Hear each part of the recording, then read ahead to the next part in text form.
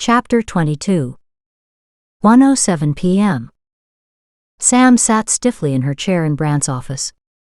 As soon as she'd arrived, Brant had excused himself.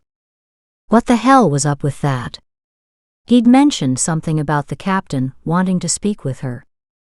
Hearing a noise, she turned to watch as one of the clerks walked in, smiled, and dropped a stack of mail onto Brant's desk. Of course there was no Brant. Just when she'd determined to go searching for him, Brant walked in, followed by a huge man who dominated the small office. Sam shifted to the side, slightly intimidated at the outright bulk of the two males.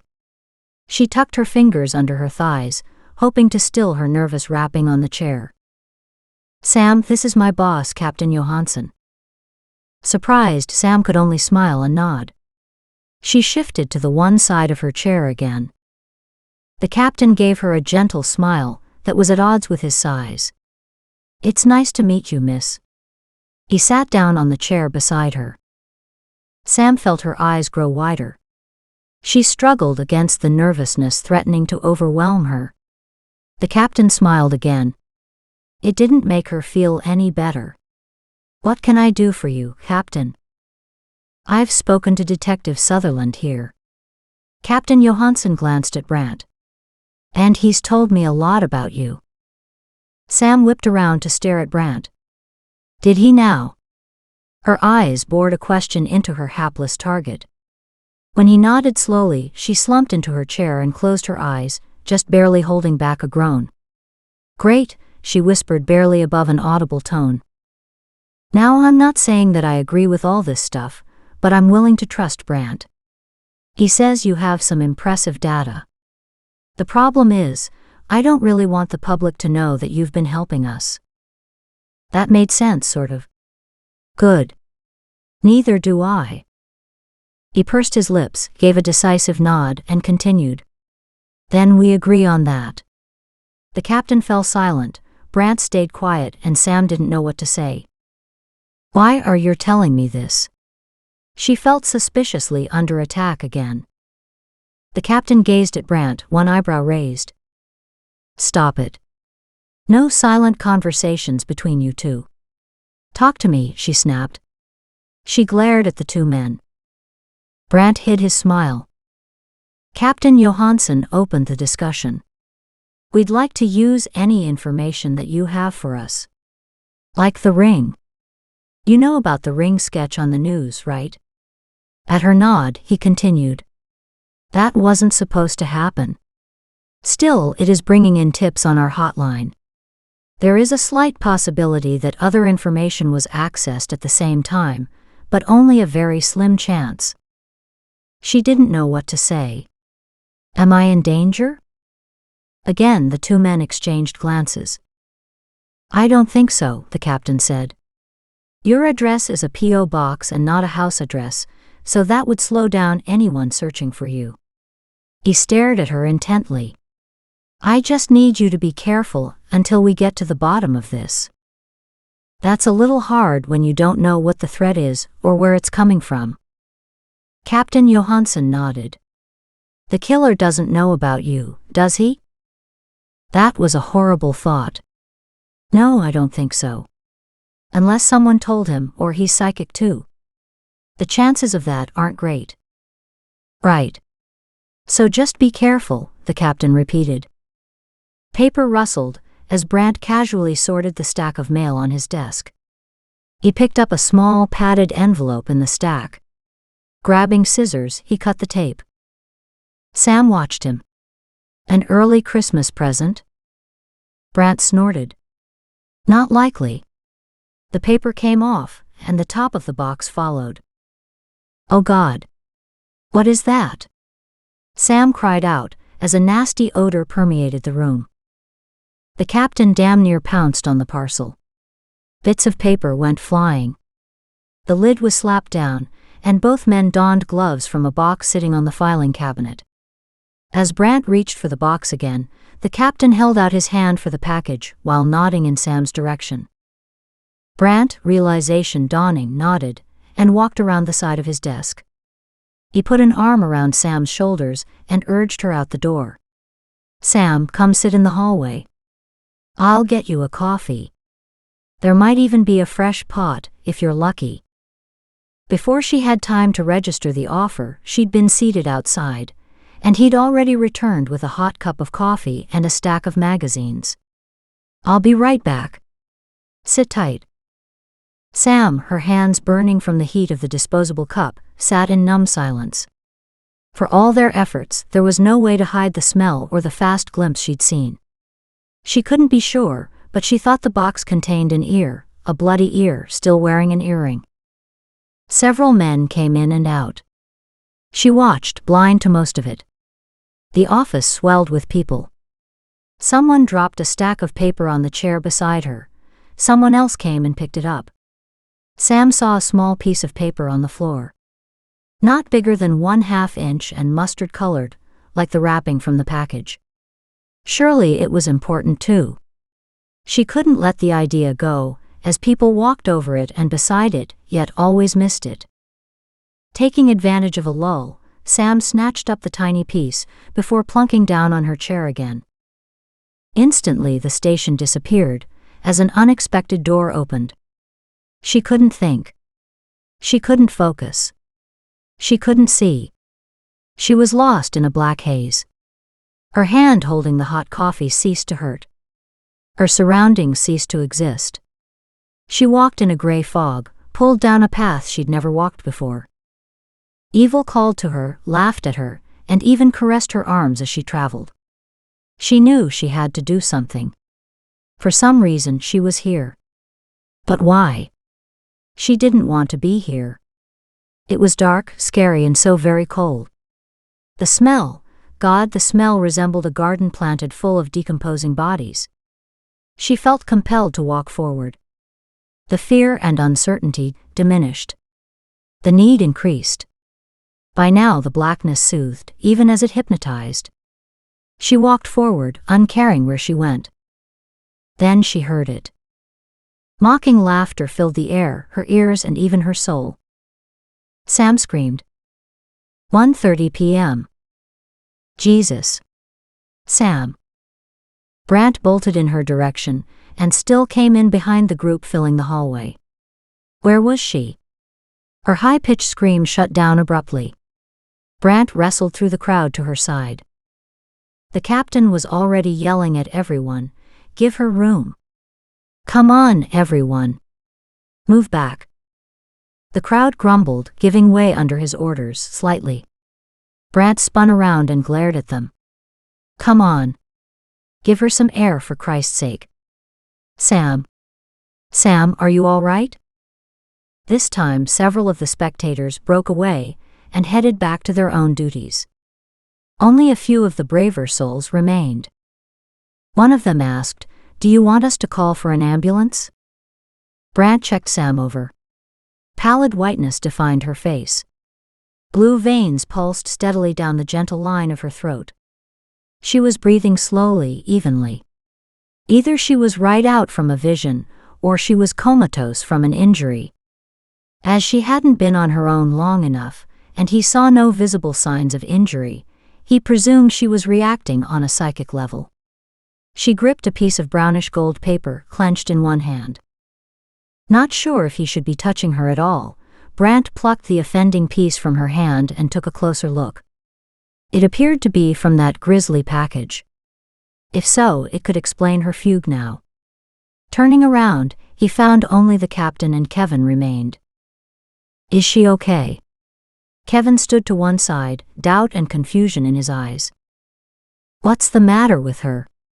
whispered the captain, crouching beside Brant. Brant opened his hand to show him the paper. "I think she touched this, unwittingly, and it sent her in a psychic state." "What does that mean?" The captain studied her. "She's awfully pale." "Is she okay?" "I think so. I don't really know." Her position looked so uncomfortable. Her body slouched sideways. She'd fall any minute. His office wouldn't offer anything more comfortable. The captain was obviously thinking along the same lines. "Can we get her into my office? We can lay her on the couch there." Only we're not supposed to touch her. But we can't leave her here. She'll hit the ground in a minute. Decision made, Brant slipped his arms under her legs and back and carried her to the captain's office. Once there, he gently laid her down, her head on a pillow. She moaned with the jostling movements. Sam. It's okay. Take it easy. Her eyes flickered. Brant eased back in relief. She was waking up. He didn't know what had happened, though he could make an educated guess. She really had no control. When visions took her over, it was as if she stepped out. He couldn't protect her, not from her own abilities. Not an easy thing to admit. He admired her guts. But he was damn sure he could not live her life. Sam's eyes had a glazed look as awareness slowly returned. She glanced around the room, a frown wrinkling her face. Where am I? This is the captain's office. We moved you in here so you could lie down. How are you feeling? Huh. Did I have another vision? Her frown turned pensive as she thought deeply. There was such blackness. The world smelled dead. She turned to him, a wave of sadness making her eyes huge wells of pain. It was her ear, wasn't it? At the reminder, Brant winced. I'd hoped you didn't see that. Just a glimpse. She rolled her head against the couch. That was enough. I'm sorry. You should never have been exposed to that. She grimaced. Really? What do you think my nightmares are like? Bitterness tinged her voice, melding with the sadness. Brant managed not to wince again, but just barely. Staring around the room, he found the captain sitting at his desk, listening in. Kevin stood beside him, watching, a deep frown of concentration across his forehead. Did you? Brant hesitated. Did you learn anything useful while you were in this place? Wherever it was. He studied her reaction. I don't know where I was either. I think. She hesitated. Go ahead. I think I connected with the killer this time.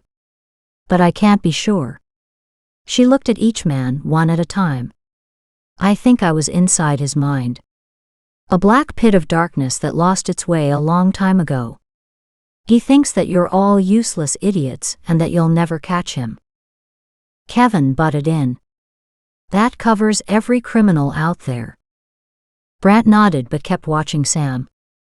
Anything else? He's old energy. He's been doing this for decades. He won't ever quit. You'll have to kill him. My pleasure. And Brant meant it. He'd bring him to justice if he could. However, if not, well, sometimes that was the best way all around. Do you know anything about what he's planning next? Where he is? What he's doing? Sam's eyelids drooped, and a faraway look came over her pale features. He's waiting. He's rubbing his hands gleefully and imagining your face, your reaction when you open the gift. Why? The captain spoke up for the first time. That gift doesn't make any sense. We already have his victim. The ear makes no difference. A large tear welled up in the corner of Sam's eye. Brant reached over and gently wiped it away. It's not her earring. It's her ear, yet another woman's earring. Another woman. Captain Johansson surged to his feet. What? Another victim. He thinks you won't figure it out. It's a previous victim. His trophy from the drugged one. He doesn't want to keep it. She's not a memory he wants to honor. She was a failure for him. And she nodded off. Sam. Brant gently tapped the side of her head. Sam, wake up. Is she aware of what she's saying? Captain Johansson came around his desk to bend over and see for himself. Kevin jumped in. Do you think she was telling the truth? The truth as she knows it, yes. Brant stroked her cheek gently, willing her to come to awareness. It took another moment before she opened her eyes again. "Please quit doing that, will you? It scares the hell out me." He was rewarded with a half smile. "Are you back now?" It was weak, but she gave a nod.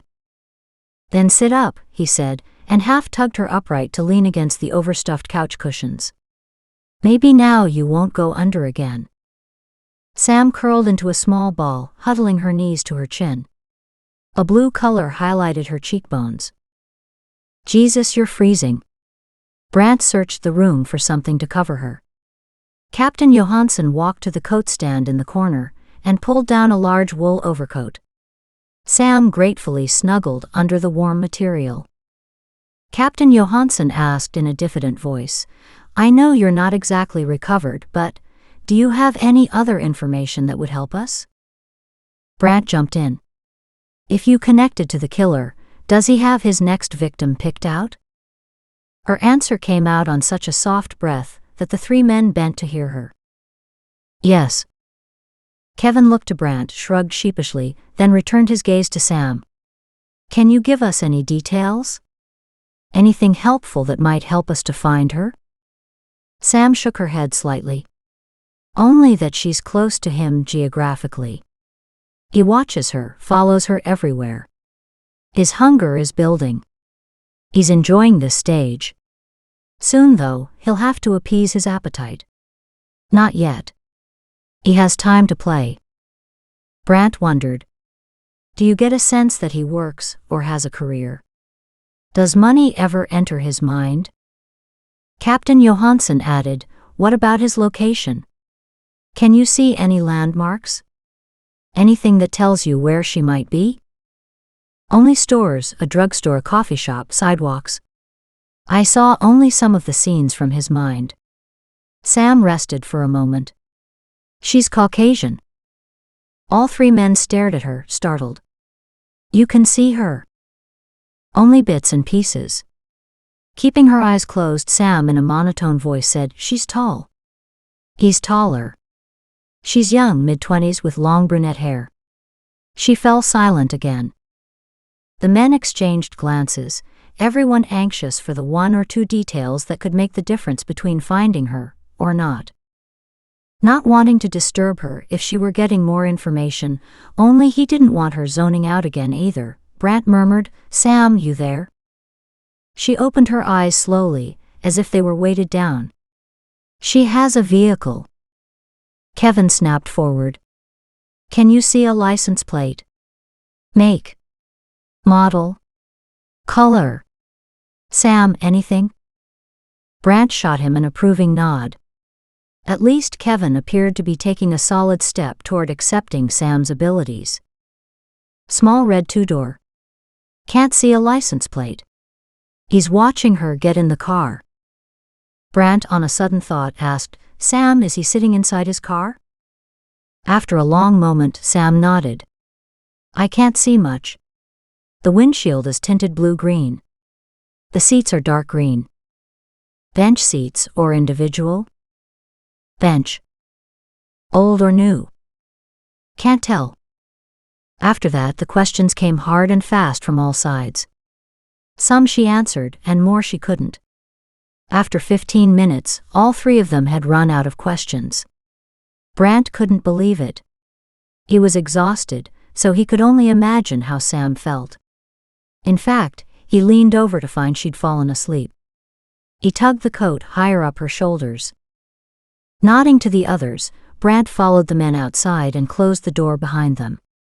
Once in the hallway, Brandt leaned against the closed door and looked at the other two. "So, what do you make of it?" Captain Johansson grimaced. "I have no idea. I sure as hell hope she's giving us viable information. But we don't have much else to go on. Period." Kevin spoke up. "We might find a different DNA on the earring versus DNA of the ear. That will give us some idea. That will help." Sam had mentioned this victim before, how she was drugged, may not have died immediately. "I came up with two possible women.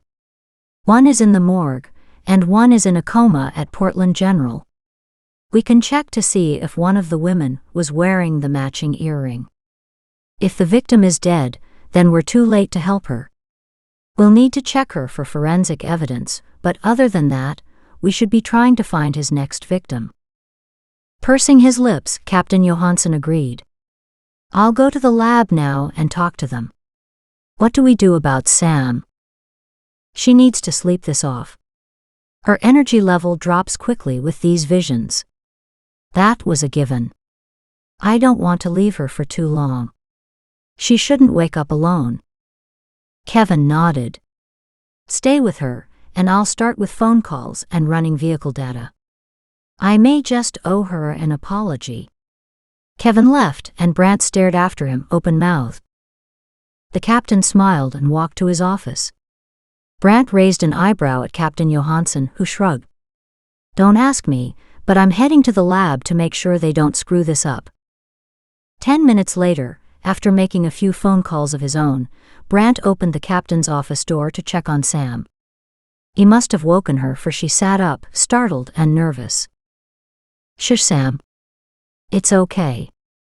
I'm sorry. I didn't mean to wake you. He walked in and sat at the edge of the couch beside her feet, close, without touching. She peered at him, still groggy. Wow. I guess I fell asleep. He smiled. That you did. Not for long though, maybe 15 or 20 minutes. She stood, uncertain. What time is it? Can I leave now? She searched around anxiously. Where's my purse? Take it easy. First, it's not that late. You've been here for just over an hour. Your purse is in my office, and yes, you can leave. He opened his arms, closing them around her as she walked into his embrace. There. That wasn't so hard, was it? She stared at him, fatigue pulling at her features. Brandt hurt for her. She had to be exhausted. I want you to stay and to rest for a bit. I'm fine. She visibly straightened and produced a stronger smile. Brandt wasn't fooled in the least. Have you eaten? Confusion clouded her face. I think so. He nodded. I may have found the drugged woman. She came in during the right time period, and with one earring missing. Her name is Analia Watson. I'm on my way to check that earring against the one that just arrived. The lab has taken swabs of it to match DNA if need be. The woman is alive, but she's in a coma. Sam's eyes widened. But that's wonderful. So far, so good. Come on. Let's find your purse and get you some food. 1:50 p.m. Kevin hurried to his desk. He couldn't believe what he'd seen. Or heard. His mind had been blown, and it still had a frazzled edge to it. If he hadn't been there and seen it for himself? Well, he couldn't even go there yet. All his life he'd thought he understood the ways of the world. He just didn't know anymore. He did know one thing, she couldn't have been making this up. He'd watched her very carefully. Her eyes had been blind, the pupils dilated and unfocused. She'd been almost comatose at one point, then completely awake at another. Her face had gone dead white, then flushed cherry red on her return. Her skin, God, her skin had been so thin and so blue. He shook his head. No one could have faked that. 2:15 p.m. Now wasn't that interesting? Dylan kept his face impassive as he watched the chaos going on around him. He'd been on the phone when the woman had screamed. Detective Sutherland had a hell of a reputation with the ladies, but not this kind. Thinking she must be an informant of one kind or another, Dylan had initially ignored her. Until she'd screamed.